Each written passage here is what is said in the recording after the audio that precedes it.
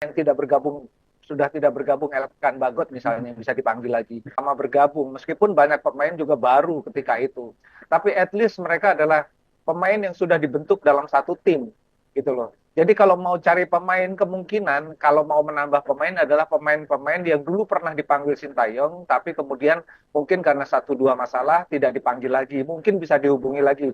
Saya bicara pemain seperti Sadil Ramdhani misalnya, ya, mungkin bisa diajak bicara, dipanggil lagi. Tapi kalau strateginya, menurut saya ini yang paling krusial harus dirumuskan oleh PSSI dan Kluivert serta timnya ya. Bagaimana menyiapkan tim ini tanpa kehadiran fisik pemain secara utuh.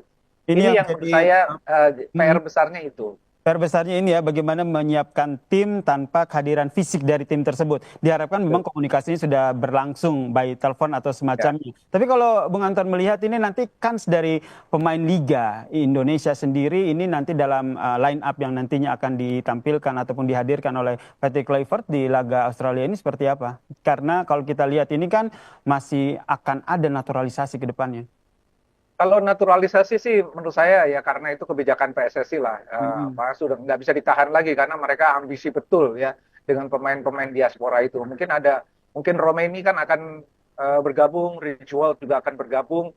Tapi kalau kita bicara kans pemain di liga ya ini yang akan dilihat oleh Kluivert.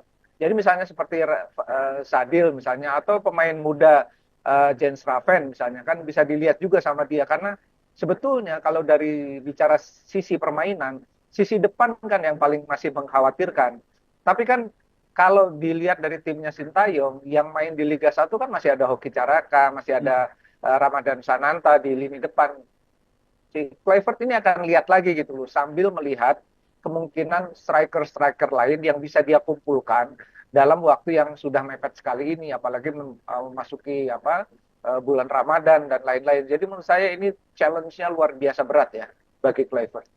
Yang kalau kita lihat di pertandingan sebelumnya yang selalu menjadi evaluasi dari timnas kita adalah lini depan begitu sambil menunggu Elormeni yang katanya akan mengisi lini depan. Ini nanti yang Anda lihat strategi yang dilakukan Kluivert seperti apa?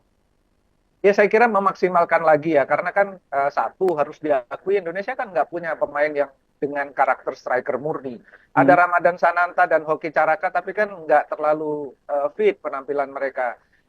Jadi harus dilihat lagi nih, apakah yang akan dibicarakan dengan Ramadan dan Hoki Caraka misalnya, karena dia kan sebetulnya yang sudah lama bergabung, dua pemain ini gitu loh. Rafael Strike barangkali kalau sudah selesai kompetisinya bisa diajak bicara juga.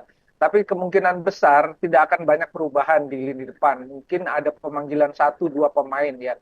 Mungkin bukan di lini depannya, tapi di lini sayap atau di lini gelandang. Tapi saya tidak terlalu yakin siapa karena kalau kita lihat apa yang dibentuk oleh Sintayong itu yang sudah yang terbaik yang dipunyai Indonesia. Mungkin ada beberapa pemanggilan baru lah, tapi mungkin pemain yang lama yang sudah tidak bergabung Elkan Bagot misalnya bisa dipanggil lagi. Yang saya bilang tadi Radil Samdani misalnya, Ramdhani bisa dipanggil lagi. Oke, jadi ini memang sudah.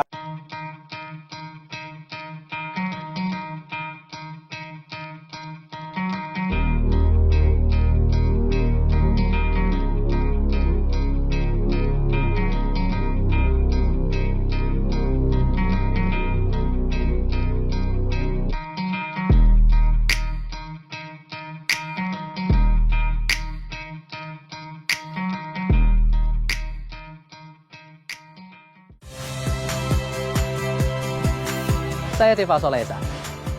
Saksikan program-program Kompas TV melalui siaran digital, pay TV, dan media streaming lainnya. Kompas TV, independen, terpercaya.